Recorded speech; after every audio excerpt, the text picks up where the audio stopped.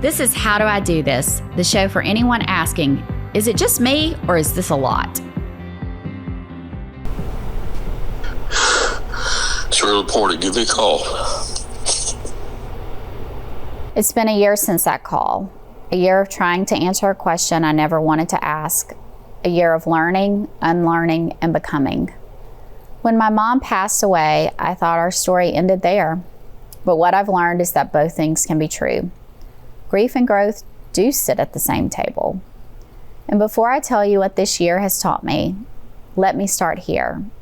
I loved pre-grief lawyer Barbie Ryanne. She was bold, brilliant, and efficient. She made things happen. She achieved a lot. That version of me kept everything and everyone standing. But when grief came and continues to show up, pre-grief lawyer Barbie Ryanne couldn't fix it, any of it. There wasn't a form to fill out, a checklist to complete, or a spreadsheet to undo the pain.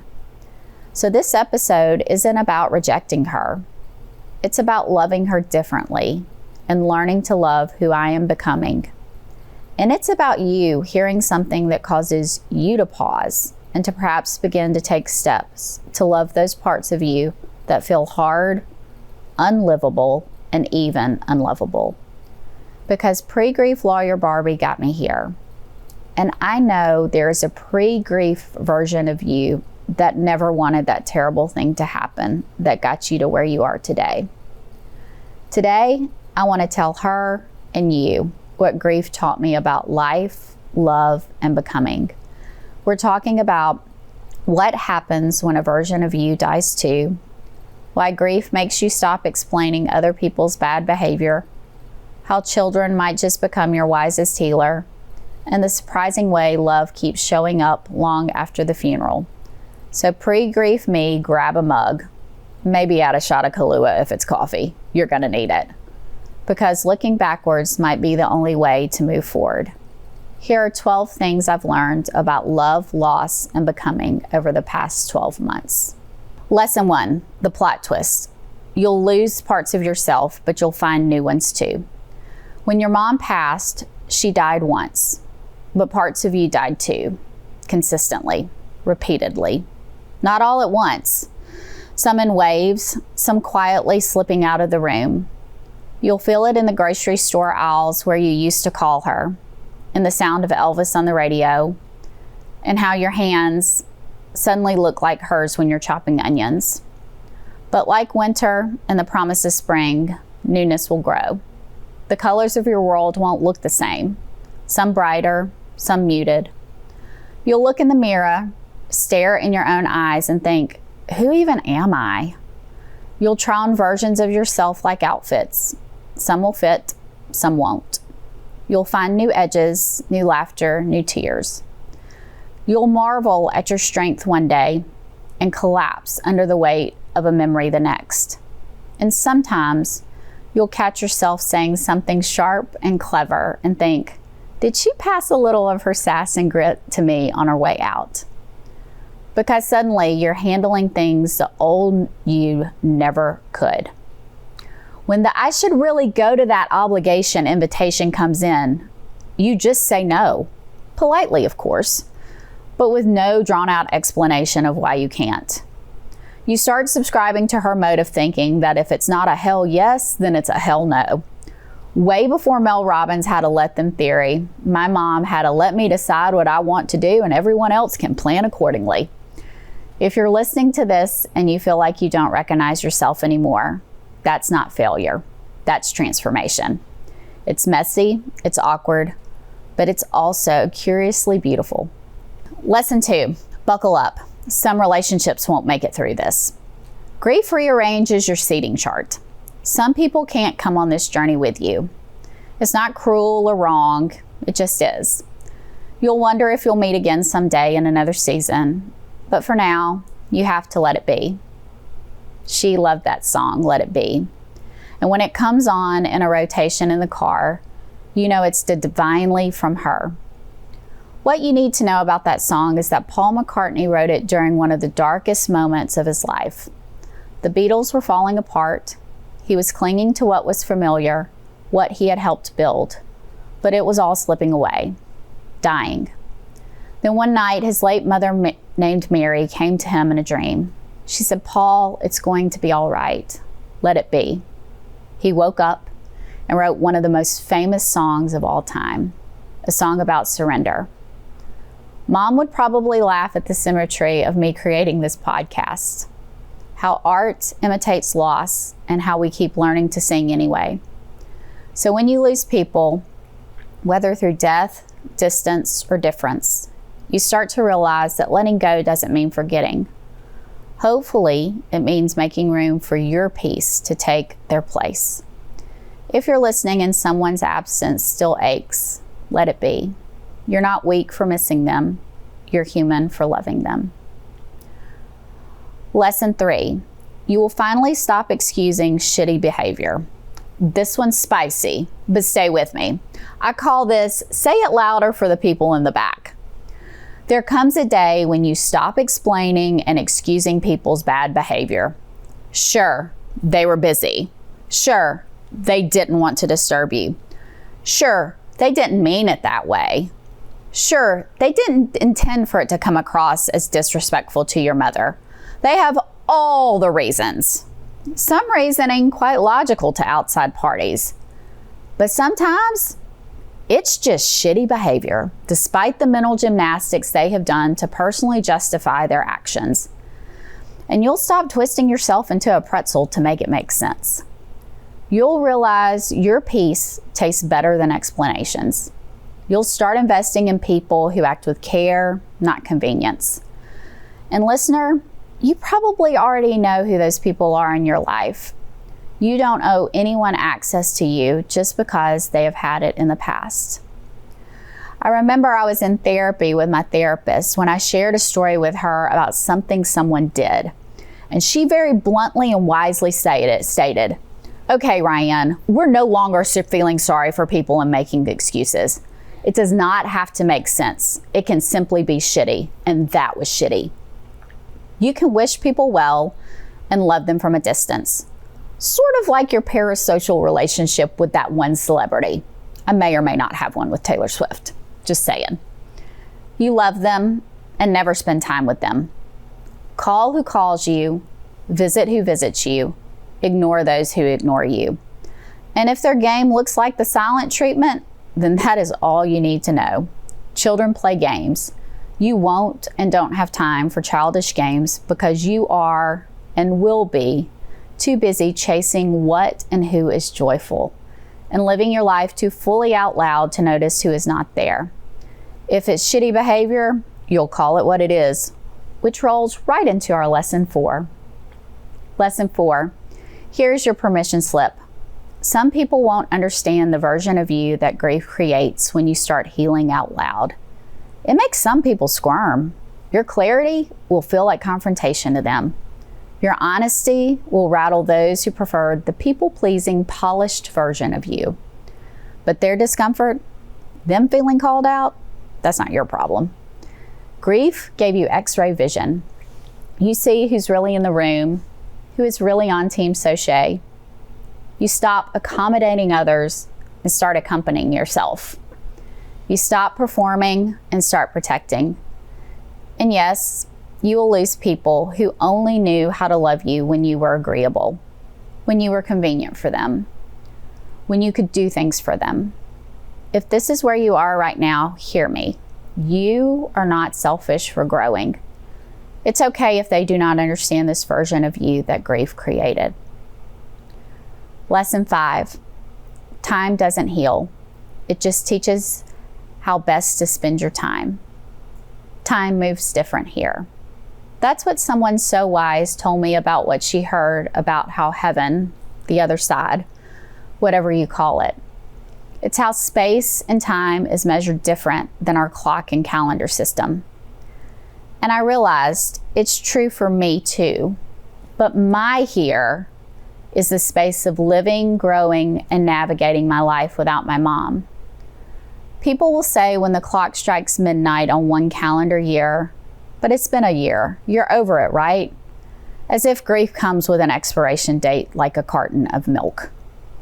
But grief doesn't check a calendar. It checks your pulse. A month, a year, 10 years, that is simply time passing and means jack shit to grief.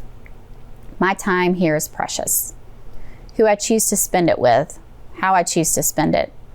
Realizing that I will only spend my time here in my earthly realm with those that have the best energy, intent, the highest character, and want the best for me, as shown by their actions, not just their words. I don't have time for anything less, and you don't either. You become even more aware that your time with your dad is limited. He turns 75 soon, and the ticking clock that he is in the last parts of his life are thoughts you have every day. You attempt to soak in every minute with him and to give your son precious memories of his grandfather like you had with his mother. You will despise those rushing your healing. You realize they don't deserve front row seats to your life. Truthfully, their rushing you is probably for their own convenience. It doesn't have your best interest at its core. It's care and love dressed up in a tasteless, cheap Halloween costume, masking as couture, when it's meant for one short night of collecting grocery store candy. Your timeline is one of a kind, couture on the Paris runway. You'll stop measuring your progress by how long it's been since you cried. You'll start measuring it by how quickly you return to self-regulation. If you're listening and you still feel like you're behind, you are not. You're right on time for your own timeline. So I answer and will answer with as much kindness as I can muster. Time moves different for me here. Lesson 6. Some people will just show up. When you lose your mom, everyone promises to check in. But the real friends, they just do. They call, they ask, they drive. They send a random DM to remind you of that time at their birthday party that the doll cake caught on fire so that you will laugh. They send Taylor Swift or Kermit the Frog memes at midnight. They let you cry, cuss, or sit in silence, whatever that day needs. When you were little, you were lonely a lot, misunderstood. But like Kermit the Frog, you just kept being green. Albeit your green looked more like hot pink rhinestones and feather boas before Taylor Swift made it cool to be a showgirl. And eventually the people meant to find you did. Real family is what we curate on this journey called life. And oftentimes it has nothing to do with a genetic connection. And your curated family showed up for the podcast, for the hard days, for the growing. You're still in awe of the abundance of it all. It looked like, what day and time can I show up and be a guest on the podcast? Can I pick your son up from school? I dropped a book off on your front porch. Do you want to go on a walk? That episode reminded me of your mom. I remember one time she said, and then insert a story. I know she is proud of you. I brought coffee. I have wine. I handled those emails and that contract because I know this space is hard for you. Even sure, Ryanne, create a podcast. We'll figure out the legal work. So if you're listening and you found even one person who sits beside your grief without trying to fix it, you've already found gold. I dwell in gold friends and coworkers. Grief didn't take everything. It handed you a new kind of family, the ones who stay without guilt or expectation. Lesson 7, a child will be your wisest healer. When you first learn the news, you think the adults will hold you together. You think therapy, books, and podcasts will save you. But your child will end up teaching you the most. My son didn't know the complicated parts of my mom that I wrestled with. For him, she was pure love. No history, no hard edges. He remembers her picking tiny carrots out of a salad for him, something she never would have done for me or anyone else except for my son. And that's what makes it holy. Through him, I see her again, the soft, gentle, magical version. All sweet, no bitter. And that's how she stays alive.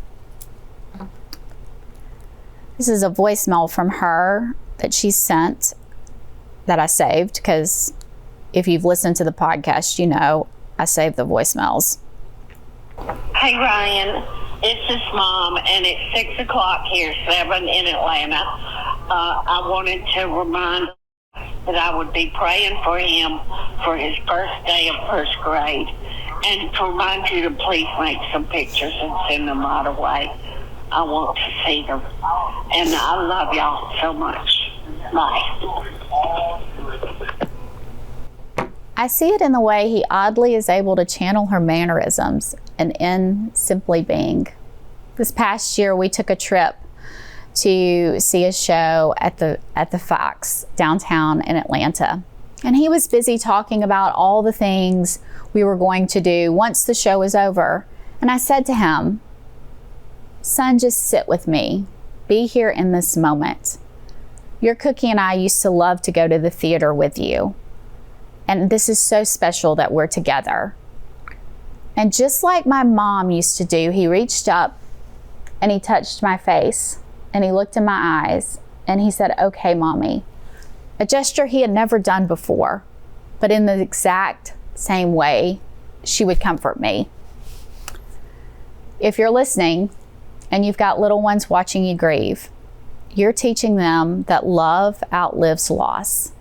That's one of the holiest lessons there is. Lesson 8. Grief doesn't have subtitles, but damn, it would be easier if it did.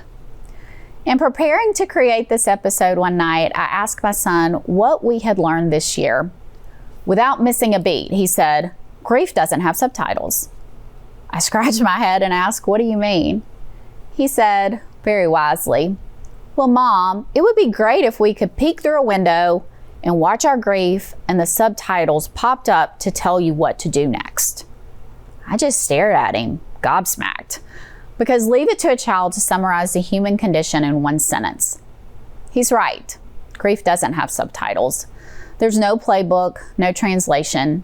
You just live it, one frame at a time, trusting that the meaning will reveal itself later. Lesson 9, the grief glow up. Learning to laugh again, even when it feels wrong. All right, let's lighten the air a little bit, but stay honest. When grief first shows up, joy feels inappropriate. You catch yourself laughing and then instantly feel guilty, like you've betrayed your sadness. I used to think if I could still laugh, it meant I wasn't grieving deeply enough. But that's the lie grief tells you.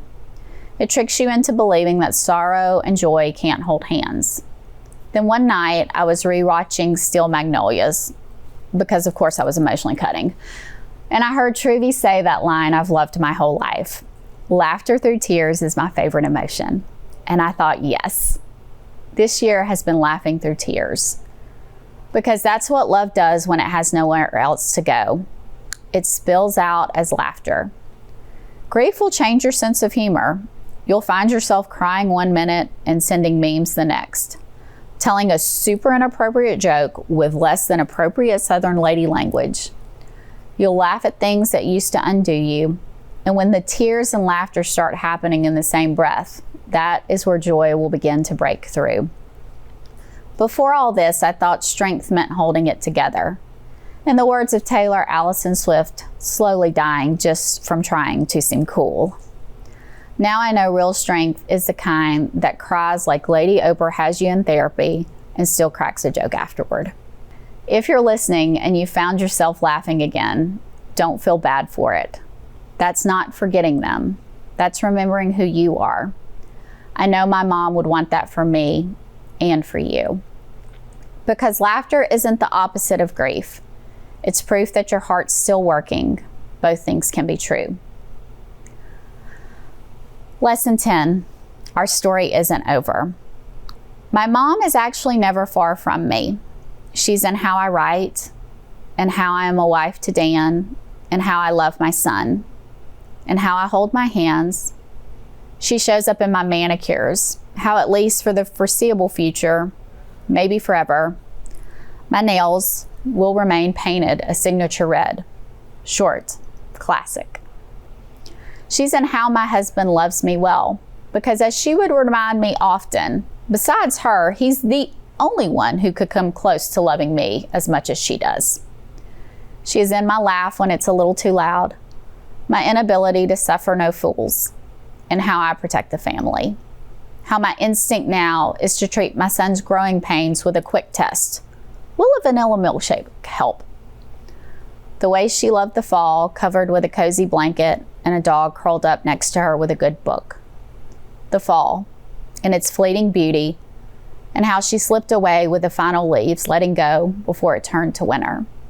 Because as she reminded me often, winter's just miserable. Her biting humor and ability to wither you with one look.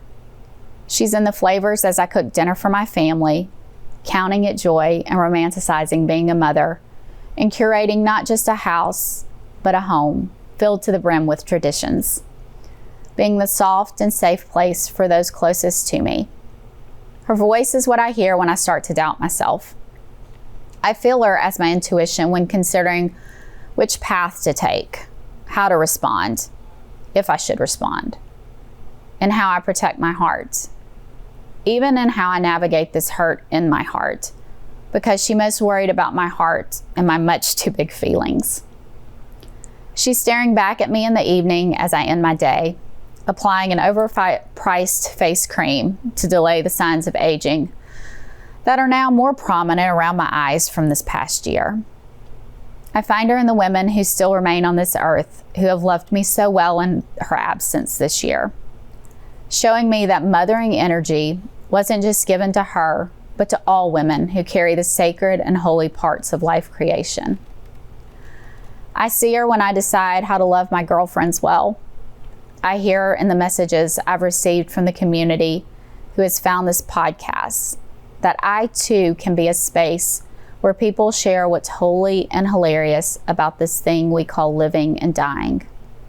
She's in my stubbornness and sentimentality, my refusal to allow those with less than stellar character to enter my family's orbit, and not being convenient for others, because Miss Sharon was a lot of things, but rarely convenient. To be okay with not being liked, and embracing the things I love in bigger and more ridiculous ways, just simply because I do, giving no explanation. She's in how I show up for my dad after the loss of his companion he had since they were children. The things that you only know about a person because of decades of time passing. Her legacy that I carry on for him, and in her irreplaceable memory. In rewriting and creating who I am becoming, because she's the protective night sky, far away, but there, twinkling in the distance, reminding me that some people are never meant to fit in. They are meant to stand out, often alone, but in this, never lonely, because she's never far away. My mother and grandmother's stories live at the table. Every time I hit record, I set another place. Their seat is saved. Their stories are safe. Hello, my love. It's Saturday morning, October the 7th. And I just wanted to tell you how much I love you. That you were the answer to my prayers. And I love you so very much. I'm glad you got home okay. Bye.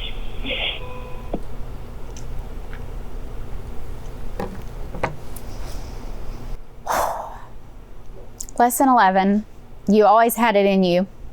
Like Dorothy and her ruby slippers, my mom was right. Always had it in me to tell a really great story.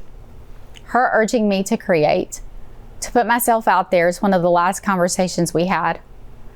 Of course, with me dismissing her because I didn't feel ready. I just needed to stop waiting for permission, for the right time, the perfect plan, the polished version of myself. Because this podcast has started as one small step of faith, and then another, and then another. And then I get messages from listeners like you that say, the podcast has made a positive impact on my life. And this podcast gives me guidance on all sorts of things, mental health, fashion, etc. I also hear things like, thank you for your message, vision, and willingness to share with the world. You are a difference maker for so very many people. Believe me, I did not set out to be a difference maker. I'm not sure I am, except to my little family. Right now, I'm still with you, talking to people smarter than I am and asking hard questions about how do I do the second half of my life without my mom. And some days, just trying to make a difference by cooking dinner versus ordering takeout. You don't need to have it all figured out to begin again. If you're listening and waiting for your moment or a sign, this might be it. Sometimes you just need to take one small, hesitant step and do the damn thing. Take a chance on you and see what a difference you can make in your own life. Lesson 12, the soul knows. Our bodies end, but our stories do not. Our bodies, hers, yours, mine, are just containers for our souls. They age, they ache, they break. But the soul, that's where love lives. That's where the stories are written, the memories stored, and the laughter still echoes. We are not our bodies. We are the light inside them. If we're lucky, the story never ends. Love doesn't stop when a heartbeat does. It just changes form. Although admittedly, I still have to remind myself often of this. The love, her love, sits quietly at this table, right next to grief, passing notes when I'm not looking. So pre-grief lawyer Barbie Ryanne, thank you. You did the best you could with what you had, and I love you for that. I love your drive, your discipline, your big heart, and your color-coded plans. I recently read something that said, I'm not the girl I used to be because she didn't survive. I'm what came after. You are the blueprint for who I'm becoming. And I promise that eldest daughter with the iron will, I still love you. I'm never gonna let you down or leave you now. And as they say on the radio, stay tuned in. Tuned into growth, tuned into the whispers, tuned into knowing your story is still in process. That's it for today. You can ache for who you were before it all changed and still become someone new. Grief and growth sit at the table passing notes when we're not looking. This tea, this time, this space is part of my healing, and it's part of mine too. You're right where you need to be. You're not broken. You're just brewing. And besties, don't gatekeep around here. If this poured into your cup today, pass it on to a friend who needs it. Like, follow, and come back next Tuesday. Your seat at the table will be waiting.